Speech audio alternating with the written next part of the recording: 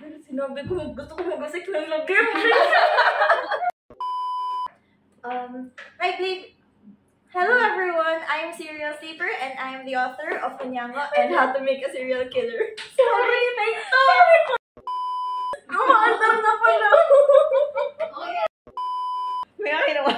Sorry, natawa ko. Nakatingang malalim. One eternity later.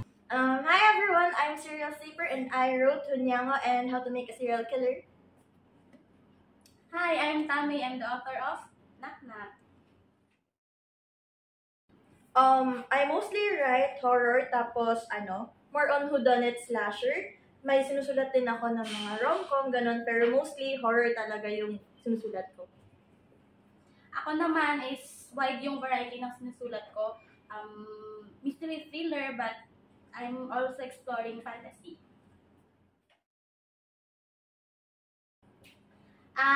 My goal kasi is to write sa lahat ng genre. That's why lahat ng genre is ina-explore ko talaga. And my current focus is on fantasy.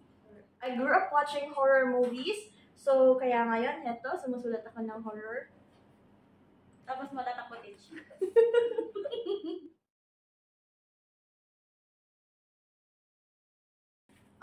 Gusto ko magsulat ng ng mga kagaya sa kanya, ng mga mystery din, o mga fantasy, ganun. Ako naman is, parang yung hindi ko pala susulat is yung horror naman. So, yun yung gusto kong isulat.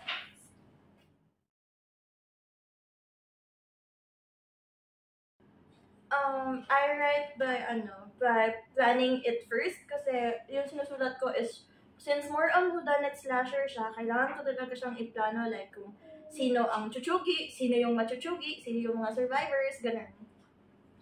Ako naman is, more on, parang free-flowing lang. Ano lang yung pumasok. And then, usually nagkaka-idea ko at random times. Like, nasa bus, gano'n. And then, ninonote ko na siya, like, yung mga main points lang.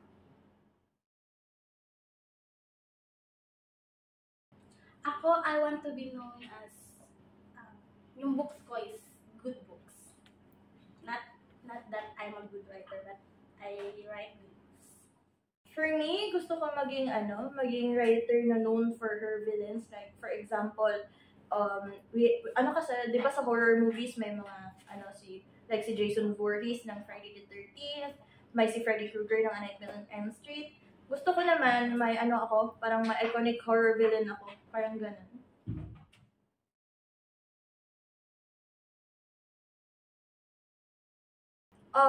Meron na, but nasa Wattpad pa siya for now.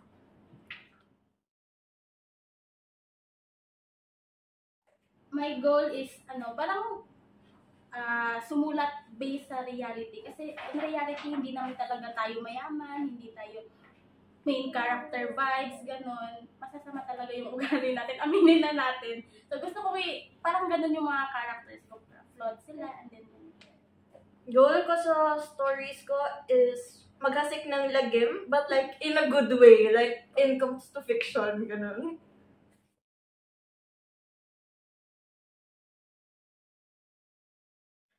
Mga paborito ko yung isulat ko is, siguro masasabi ko is itong Kunyango, yung favorite ko. Kasi yung yung catchline, yung favorite ko yung catchline na 10 silang umalis, 10 rin silang bumalik. Ang hindi nila alam, isa sa kanila ang naiwan. Ngayon, sino ang nagbabalat kayo? Sino ang Kunyango? Yun. Ako naman is, lahat ng books ko favorite ko, but currently this is my favorite talaga. Kasi parang, although may nasulat na akong fantasy dati, I think nag-level up kasi yung versus previous ko na fantasy.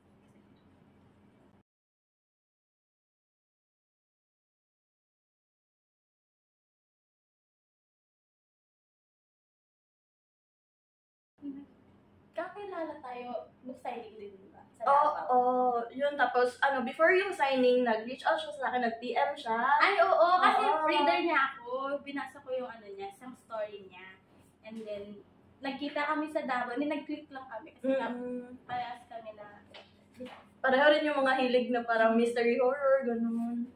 But, extreme yung, niya, horror na gusto niya.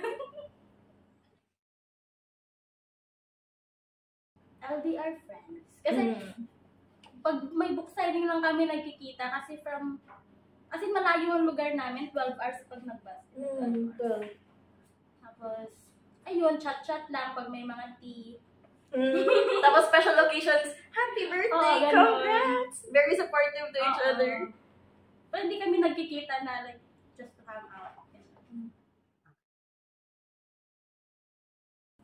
Yung mga teas, pag may mga chika. Tapos, Kami yung nauuna.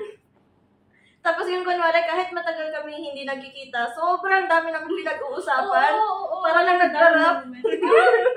Tapos yung tuloy-tuloy na walang pakikit, walang kahit maraming tao. Kahit walang nakakaintindi sa amin kasi pareho kaming Bisaya. Usap-usap, gano'n. Ganun.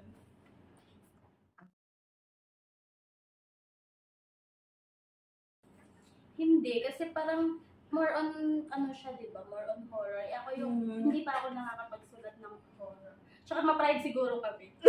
Dapat, idea ko to. Baka joke lang. Pero very supportive kami to each other. Yes, very supportive. Pero ma-pride kami.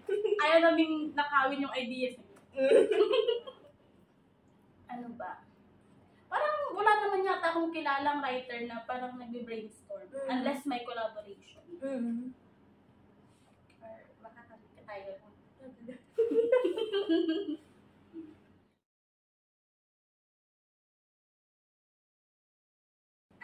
Bumili po kayo ng books ni Serial Sleeper na Hunyango at How to Make a Serial Killer kung gusto nyo pang mabuhay. Hi everyone!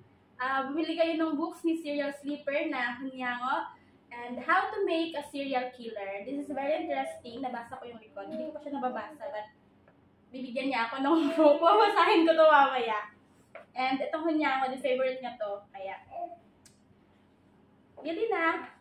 Kung gusto niyo ng fantasy, romance, super cute and heart-fluttering scenes, bili na kayo ng Knock Knock ni Shinichi Labs. Kung gusto namin yumaman. Kung gusto niyo yumaman si Shinichi Labs. Meron.